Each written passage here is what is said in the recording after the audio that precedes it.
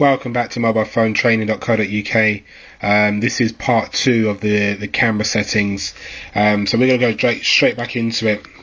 If you're coming in for the first time, it's probably best to jump onto camera 1 settings, just so you have that there as a point of reference. But we're now onto settings 2, and this is going to be going into the actual settings, which is just here where my finger is here, just there, so you guys can jump into it. It's really great. So just continuing on now.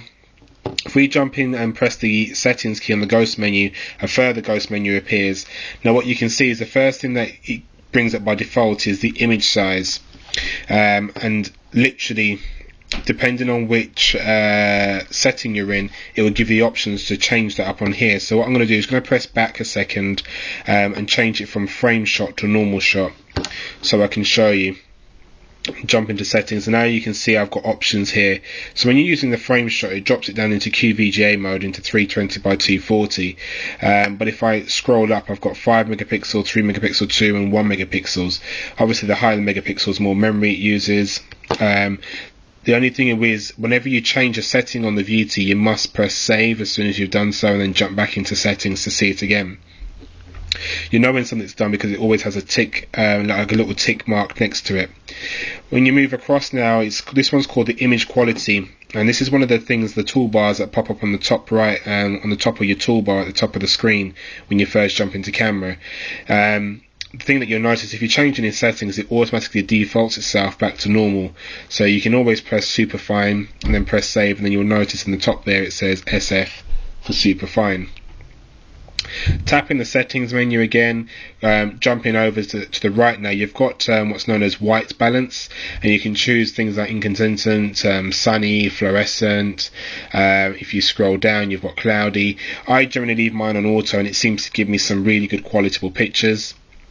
Following on from that, I said before in our last video, camera settings 1, you've got ISO controls, and as I said to you before, just to prove to you, it's got up to ISO 800, which is absolutely phenomenal for a 5 megapixel camera phone to have. Probably one of the only ones that does it. If you leave it on auto ISO, just make sure that you can use the maximum light inside a room, similar to your pupil, and the way it expands and contracts according to light. You've got color tone, which is normal, black and white, negative, sepia, and obviously emboss. If you choose any of those, you'll see that it will change instantly, and you'll see it change into negative. So hopefully you can see that in the video. Sepia is obviously giving it that old style with a little orange look onto it. And if we choose emboss, it looks like something from a Ha-Ha video, which is always quite interesting. So jump back onto normal. Then you've got something called a self timer. So obviously if you wanted to get yourself in the picture, as you will always will, you can choose anything from 3, 5 and 10 seconds, obviously as a delay time. Macro, obviously to obviously focal onto a particular subject. Macros are always on. You can obviously have these on and off. Shutter sounds, we're going to go through the shutter sounds. This is shutter sound number 2. You have 3 to choose from, but this is number 2 out of 3. That's 2. Strange one for number 3, and number 1. Oh, battery's going low.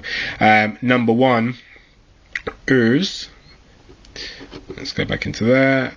Shutter sound number 1. So that's number 2. Number 1 is that one. So you've got different shutter sounds.